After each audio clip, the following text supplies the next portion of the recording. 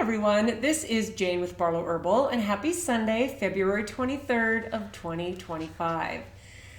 Now I'm going to jump right in because I had some really interesting thoughts that kind of jumped around a little bit this week, which I'm finding is coming a lot quicker. I don't tend to linger just on one theme.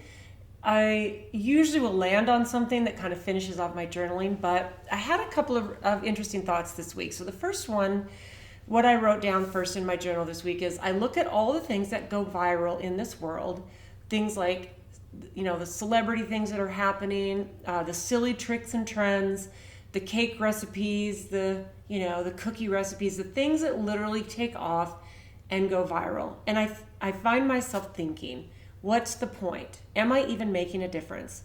One small voice in the wind. I think of all the things I want to say, to teach, to empower, and to help people heal. I think of all of these things that I want to share, but I feel like I have these handcuffs on a little bit. And I know many people that are in the field in herbal remedies and natural healing and things that help us be well, and there's not a bunch of money involved in it. We all know there's been a lot of suppression happening. So I just find myself in a really interesting situation with the things that I would like to share, the things that I'm able to share, and all of this. I sometimes think, what's the point? Because it feels like my hands are tied a little. And of course, I step out of that pretty quickly. The world feels upside down and heavy sometimes. I'm constantly researching and finding out new healing information on plants. Now, this is something that this started probably a year and a half ago when my book, Be Your Own Shaman, I self-published it, and then it got picked up by a publisher. And I added a chapter with 7 more herbs to the Skyhorse Publishing version. And one of the plants that made it into the sacred plants was tobacco. And of course there were other things like cannabis and kratom and kava, ayahuasca, peyote, magic mushrooms. I think that's all of them. So, these are some really amazing sacred plants, but I've personally, in the last probably year, done some very extensive research on tobacco and nicotine and all the health benefits of nicotine.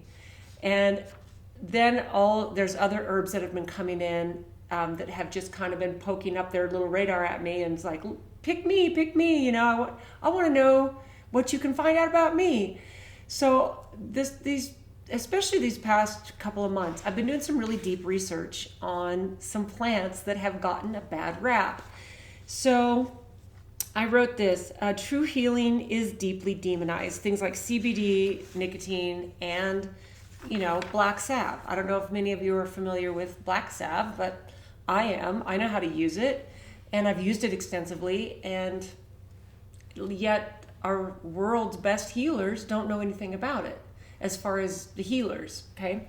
So this is all kind of flowed in for me on the first of the week, and I'm like, okay, that's really interesting. And I do have some amazing stuff I'm going to share with you in the next couple weeks about these plants that I believe have been demonized that need to come to the forefront even more. Some of them are already on their way, but there are others that are kind of quiet in the background and aren't truly demonized because still a lot of people don't know about them. And in one of those is actually rhodiola and poda arco. These plants are powerful, and they just, they're not necessarily demonized, but they're also not pushed to the forefront of what they can do for humanity. So then I wrote this on another day. Can you release your ego truly? And I think part of this flowed off on the fact that there's so many beautiful things that I would love to share and teach from the things that I'm constantly learning, because I'm not a person who just goes, oh, I learned that 10 years ago, or I learned that 50 years ago when my dad taught me about this. This is something that's a part of my personality, and I believe that a lot of human beings, if not most of us, are continually curious, and we're curious on a regular basis, especially in the things that interest us and the things that make us tick, right? And for me, that is definitely me flowing in my dad's footsteps, and I find it fascinating, the things that I uncover, and I wish so badly sometimes I could sit down with him and say, well, hey, did you know about this? And hey, what did you think about that? And hey, can you believe they've been hiding this from us? There's so many things that would be really fun to share with him. So then I found this great quote by Alan Watts. We seldom realize, for example, that our most private thoughts and emotions are not actually our own. For we think in terms of languages and images which did not invent, but which were given to us, which we did not invent, but which were given to us by our society. So we seldom realize that our most private thoughts and emotions are not actually our own. When I saw that quote, and I love Alan Watts, I've read his stuff, I've watched a bunch of videos on him over the years. I think his wisdom is very profound, especially profound in the days we're living in. But I loved this quote about our thoughts. We think our thoughts are our own. So then after I wrote down that quote, I wrote this: sometimes I long for complete privacy and autonomy. I don't want anyone to know where I am or what I'm doing. I am on what I don't want anyone to know where I am or what I'm doing, not just on the surface level, but on a real sense of what it means to disappear. And I just mean, well, here's what I mean. So things like going on a hike, walking in the woods, and not taking my phone. But then here's the thing, and so here's the thing. We got to think about all the things that we're maybe not realize that we're tracked. And that started a whole snowball of ideas for me that I thought, okay, I need like a realistic list of ideas that would help satisfy that piece of me that wants privacy and autonomy. And I need to be willing to take some of these steps to do it, and something that still allows me to function in this modern world. So I wrote down some ideas that kind of just poured out the last couple of days of this week, because I thought it'd be really fun to share this with you. So I think that some of these things that we are longing for to really be free, these will affect our mental, our spirituality, and they'll affect us physically.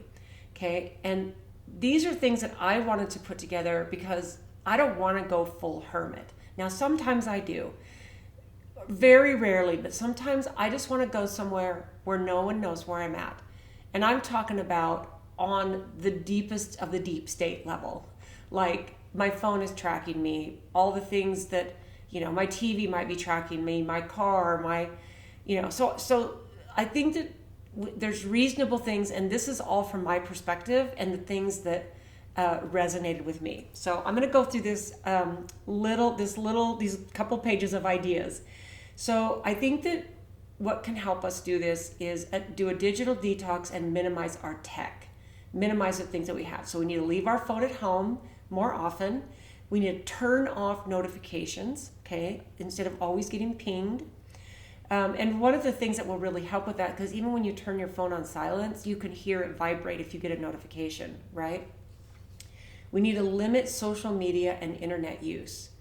We need to use a basic phone, so consider like a light phone or even a flip phone for calls and texts. So that would be taking it a step farther. If I were really serious about wanting more privacy and autonomy, I would probably get a different phone other than the iPhone that I have that I know tracks me, because I can say something to a friend, and then when I open my phone the next time I jump on any type of platform, like a social media platform, it's showing me something that I was talking about. And it's you have to be willing to do that. I think we need to take regular offline weekends, okay? We need to set a rule where we disconnect from the internet entirely for a day or two each week. This would really make the weekend something to look forward to.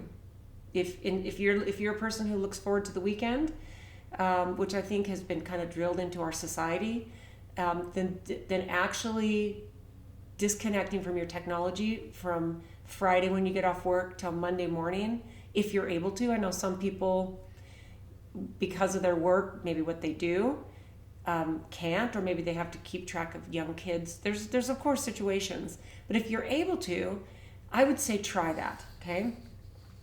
And then we need to realize that part of us having autonomy and privacy has to flow off on some of the financial situations and the financial decisions we make, okay? We need to take it back down to simplicity. So this is what I wrote about that. We need to use more cash and less credit. This reduces our digital footprint, right? And it gives us more of a sense of control.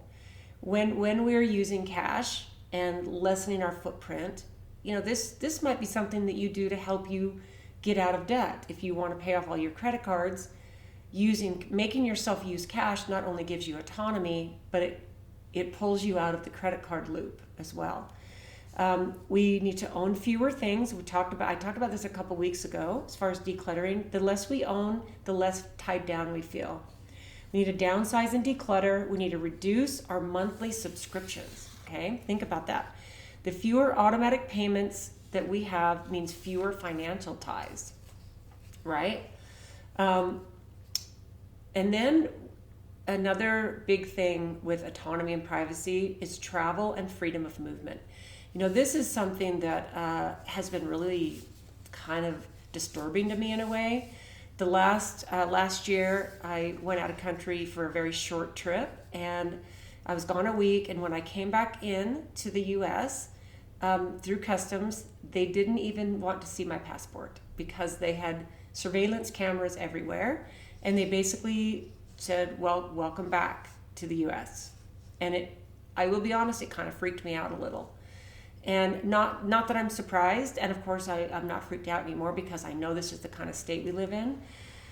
So, I know there's things that we can have a certain amount of control over, but here's some ideas that I wrote down. We can take a road trip without GPS. Okay, use a physical map for a change. And sometimes I laugh about that with people because I love being able to turn on my MapQuest and get wherever I'm going or find out what's the fastest route depending on traffic. What I don't like is that my phone is tracking my every movement. So we can visit small towns and rural areas and get away from like really heavy surveillance type of cities. We can go camping or off-grid for a weekend, and I think being in nature can help reset our mindset, which I really love. We can try public transport and biking more. That can give you autonomy, and it can help slow life down. I'm a person who has always had my own car and all the freedom that comes with it. And right now my phone is typically always with me, like everyone else. But my car, I don't have my phone connected to my car. My car is 10 years old, so even though it has, it's got its license plates, with all the surveillance and cameras everywhere, we're very, very easy to track. So if we take public transport or if we ride a bike somewhere, then it makes us feel like we have a little more autonomy, right? So that one is not reasonable for a lot of people, but I think it's doable on a small scale if it's something that's important to you. Now, the next thing I wrote here is mental and spiritual freedom. Okay, and what I meant by that is this: we need to spend more time alone. So, if you have a quiet place, maybe you have a big walk-in closet, or you have a small walk-in closet, or you just have a small closet that you can go in and be alone. One of my favorite places to be alone is in my car.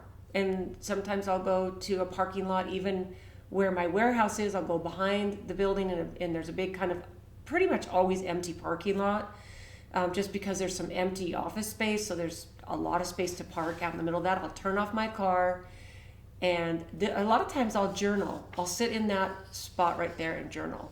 And for the most part, nobody knows where I am as far as people who might be looking for me.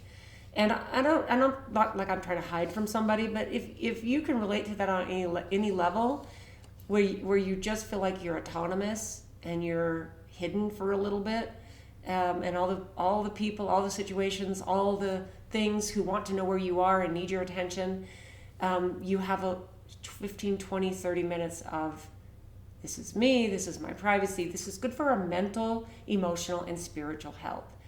And if you've never done this and you think that sounds kind of nutty, I would suggest that you give it a little bit of a try and leave your technology out of this space. Or if you're in your car and you're doing like what I like to do and just park in a random parking lot that's kind of empty and you've got your phone just because you have it, put it under your seat or put it somewhere and then just be. Like literally look around your car, look around your, like be with it. If you have any inclination to start journaling after all of the months and years that I've been talking about this, have a blank notebook and a pen or pencil in your car and try it, okay? So we need to spend more time alone. We need to create no call and no text hours. We need to say from 5 to 8 or from 5 to 10, 5 in the evening till I go to bed, no texting, no calling. And I think the go-to fallback excuse for most of us is, well, what if there's an emergency? What if someone needs to get a hold of me? And if you are in a situation where you need to not, right now it doesn't work for you to have no call or no text hours, by all means, don't do it. One of my sisters, her husband, one of his parents is at the end of his life and he's in the hospital and his phone is always on him. So there's situations, right? But if you can create no call, no text, and just block out time where we're unreachable, I think that is not an unreasonable thing to ask of yourself in your life for your own sanity, right? We need to meditate or journal daily. And what this does, and I find for me, is this helps me disconnect from the chaos of modern life. I can literally sit down with my journal, and there are many times, I will tell you, that for sometimes nothing comes. So I'll sit, I'll have moments of quiet. My journal page is just kind of sitting there, and sometimes I'll sit there for 5 minutes, 10 minutes. I've even sat there for a half an hour at a time. That doesn't happen very rare. Once I really just quiet myself and quiet my mind and I have no distractions, then the thoughts and the words and the feelings and the things that come from my own inner knowing, and a lot of the times this is answers to questions and problems that I might having, they start flowing out of me because my higher self kicks in. Most of us don't ever take enough time to be quiet and listen to our higher self. We don't put ourselves in that situation. So we need to meditate and journal daily. I think that's really important. Now, the last thing I wrote in this little category about mental and spiritual freedom is we need to read more physical books instead of our screens. There is one thing I love. I love holding a physical book, especially if it's a novel or if it's something I'm learning something new about, even if it's nonfiction. I love a good fiction novel. I can dive in, but I'm just wrapping up a really amazing memoir that's just huge and thick, and I'm dying to finish it. But there's nothing like holding a physical book. And I don't really spend time reading on a screen. I do listen to Audible, and I do love reading physical books. So what this does is this gives us less blue light, like less screen time, and it makes us more present. It's one of my favorite things to do in the evening, is settle in with my book. Even if I only can read for an hour, maybe half an hour. If I'm really lucky, I'll have a couple hours. I can just sit there, the fireplace is on, it's quiet. My husband and I are both just sitting there reading, and we really try to minimize our screen time, which is really important for just mental clarity and mental sanity, right? So then I thought about some things that would give me like privacy and autonomy just in everyday life. And I wrote down this. Use private messaging apps like Signal or Proton Mail. They give you better security. We need to opt out of data collection. So we need to check out any personal data companies, what they might have on us, and we need to delete any unnecessary accounts, right? You might not even realize that's a thing. So I would do a search. How do I do this? We need to unsubscribe from junk email and newsletters. This will do something called releasing digital clutter.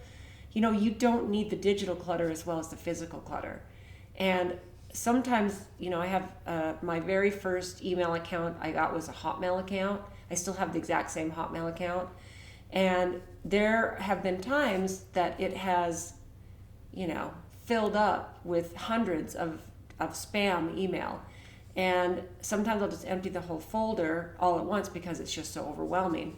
But every once in a while, I'll go in and I'll take the time to unsubscribe from a lot of these places. And I think that really does help reduce our digital footprint, right? Now, this next thing that I mentioned here is something that might be hard for some people. And this is to limit the smart devices that are in our house or in our home. So no Alexa, no Ring cameras, or unnecessary tracking tech. So this is all things, we don't have a Ring camera. We don't have a Ring doorbell. We don't use Alexa or Siri. It's just something that has not been important to me or my husband. And again, there's no judgment on what people are doing. But for me, I want privacy. I want autonomy. I don't want, Alexa talking in my house, listening to everything I'm asking or doing So I think if that's important to you, you might not realize the surveillance that happens when you have these things, when you have a Ring camera. There's some kind of, I personally find them a little disturbing, the things that they can gather data on, what we're doing, and track us. And I've always found that disturbing. And then the last thing I wrote on this is we need to avoid store loyalty programs, because what it does is it tracks our purchases. And you might not care about those things. My husband is a person who does most of our grocery shopping. He personally doesn't care about those things. I do. I don't have a loyalty card number. I don't do most of the grocery shopping. And he belongs to the loyalty program at our local grocery store. So, there are some things that you have to kind of give and take as you walk through this world, especially with other people who there's things that just don't bother them, right? Okay. So then the next category that I thought about here was we need to break free from our routines. So we can take an unplanned day off if we're able to.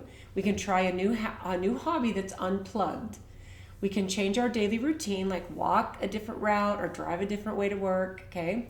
We can speak less and observe more.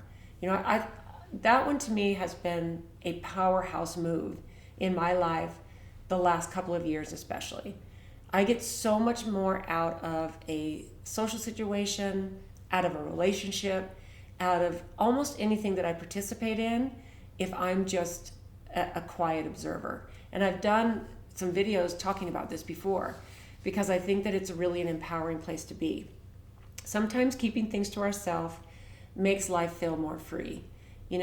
Have you ever spilled a whole lot of stuff out and maybe not necessarily made a fool of yourself, but you've spilled a lot of information and then you later realized, oh, my life would have been so much better off if I hadn't said all those things. Being quiet is a superpower. Not sharing everything is a superpower. Okay, so then I wrote this. We need to build a life that's more off-grid without actually going off-grid, because that is not reasonable for the majority of human beings on this planet. There's many people who live in apartments. There's many people who live in a city. I live in a city. I have a fairly big piece of property. It's 3/4 of an acre. I'm super blessed to have that in a city situation. And there are things that we can do that are off-grid, but not really technically off-grid, okay? We can grow some of our own food. We can cook our meals at home more often. We can learn some basic survival skills, which I thought things like fire starting, water purification, and my favorite, foraging. Foraging is one of those things that's one of the most empowering things you will ever do. If, as a human being, you know how to feed yourself on things that are growing outside of your door or things that are growing in the woods down the street or wherever, you know how to identify and forage, that is very empowering. In fact, I know there's kind of this big microgreen indoor growing system that a few of my friends have been using. And I love that because that gives you the ability, you could live off of greens, sprouted seeds and greens. You know, you could live off these if you had to, and you'd get a ton of dense nutrition, and all you would need is just pure water to be able to grow your sprouts and the knowledge on how to do it. Okay, so we can learn the basic survival skills, and then we can know where our water and our power comes from. Most of us have no idea where our power and our water comes from. And when faced with a situation that might take those things away from us, most of us have no clue on what we would do. So this is a little bit of a survival kind of a thing, but I think that it's, you can build a life that will make you feel like you have more privacy and autonomy if you know where these things are and how to and what they do and where they're located. You know, it's kind of interesting. Okay, now then I wrote we can reduce the things that society expects of us. Okay, think about that. We can stop trying to please everyone. We can say no more often. We can let go of the news overload, and we can live more in the present. You know, those are all simple things that I thought, you know, let's just keep this really simple and realize that we don't have to please everyone. So let me read that quick list again. And this is reducing our societal expectations. We can stop trying to please everyone. We can say no more often. We can let go of the news overload, and we can live more in the present. Okay, we can let go of over planning and over worrying. Okay, so I have a few thoughts just to wrap this up. And this is the perfect time. So hopefully when you open this up, the Sunday morning or whenever you open it, you'll see, oh, it's only 20 minutes, 36 minutes, 30 minutes. Anyway, okay, so to wrap this up, we need to embrace our freedom and protect our peace. You know, to me, this is what it's all about to me. The human spirit, the spirit that is in this human experience, I don't think people realize how much it craves freedom. Freedom is what makes us human, is freedom. And I think what happens is we give away our freedom so fast for the promise of security and safety. And part of this experience as a human being are the risks that we take and the things that give us joy. You know, this last year, with this government situation I've been going through, I will tell you this is probably, well, it's not probably, this is definitely what has given me an absolute desire for more privacy and more autonomy. And what I would say is take all your don't post your private business on any social media.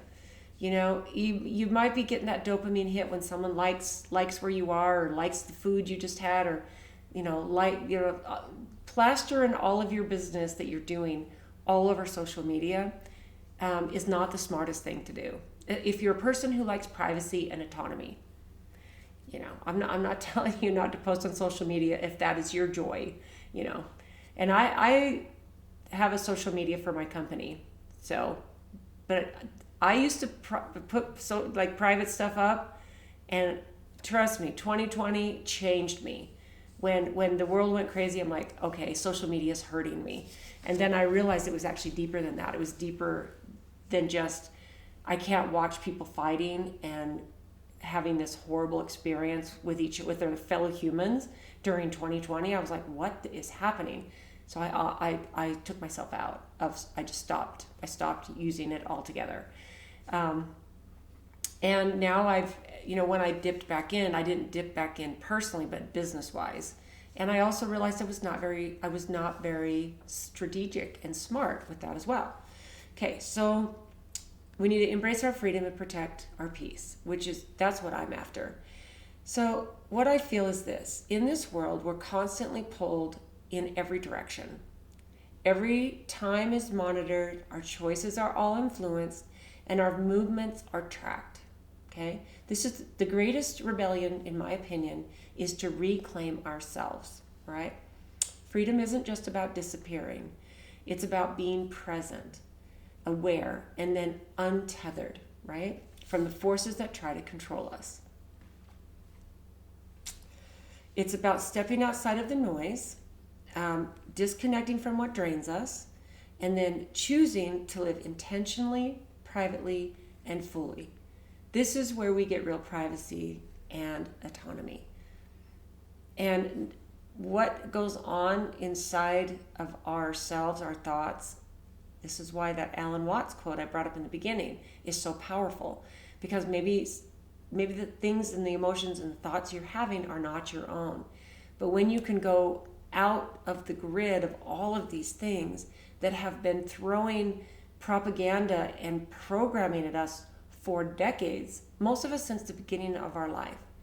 And people in my age range, the baby boomers and up, we know what some of those days were like when it was full autonomy. At least as a child, I remember, we lived in a place where we had we were out in the middle of, rural Idaho. We had a big acreage and we had a big woods behind our house that was we didn't own the woods, but it was just a big woods. And we spent hours and hours and hours as children playing in there. My mom didn't know where we were. No one, it was to feel autonomy and privacy on that level. There is something really magical and grounding for humans. And I would say that most human beings in the modern world, especially ones that live in cities, have never experienced that. And I hope my kids got a little of a feel for that. They're in their 40s, and I should have that conversation and see what they say. So freedom isn't about just about disappearing. It is about being present, aware, and untethered from the forces that try to control us. It's about stepping outside of the noise, disconnecting from what drains us, and choosing to live more intentionally, more privately, and more fully. And I said that already, but I needed to say it again, I guess. So every small choice that we make, like turning off our phone, walking on a different path, something that's unfamiliar, or keeping a piece of ourselves just for us, being quiet. Don't share everything about us. Keep a piece of yourself to yourself. In my opinion, this is a step towards something bigger, deeper, and a lot more free. We don't need permission to live on our own terms. We don't need validation to go off grid, even for a moment. We don't owe the world access to every thought, step, and breath. This is really, for those of you who feel like I do, this is really where it is. We don't owe the world access to what we're thinking, every step we take, and every breath we take. If you love your privacy and your freedom as much as I do, then I know you can relate to that 100%. We are allowed to be unreachable. We are allowed to exist beyond this algorithm. And we are allowed to just be. So let's go. Let's seek some solitude.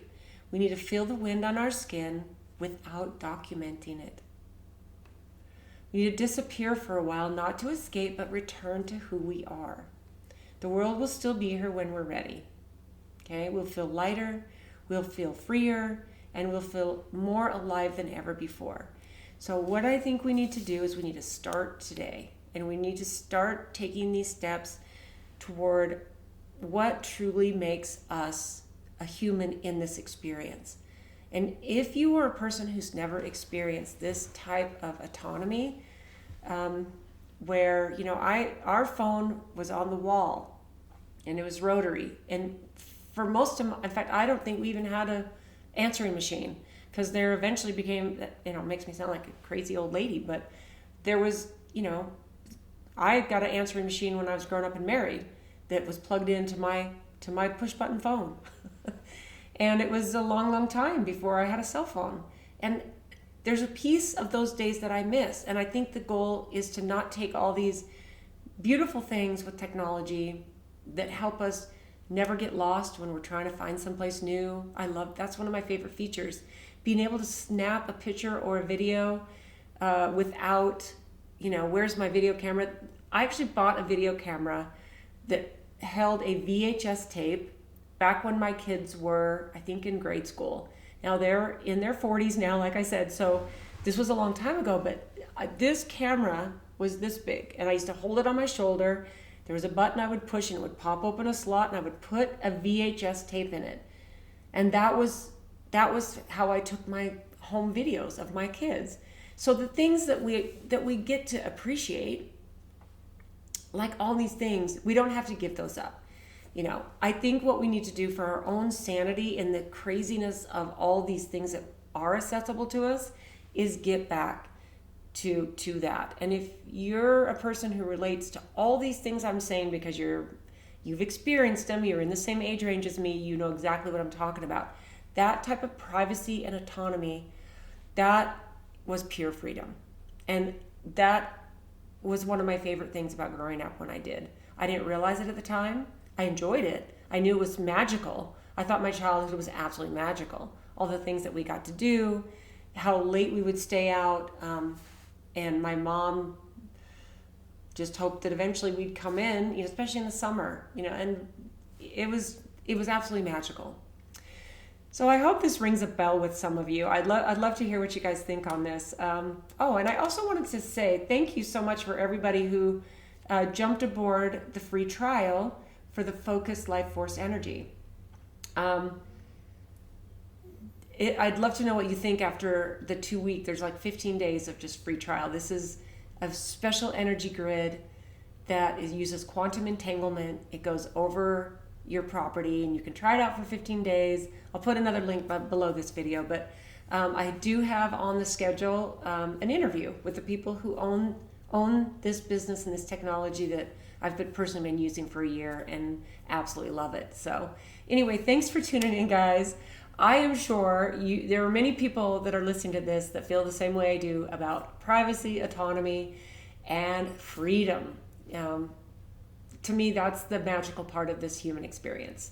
So thanks for tuning in today, guys. I hope you have an absolutely beautiful last week of February. This is the last week of February of 2025. So enjoy your week, guys, and we'll see you next time.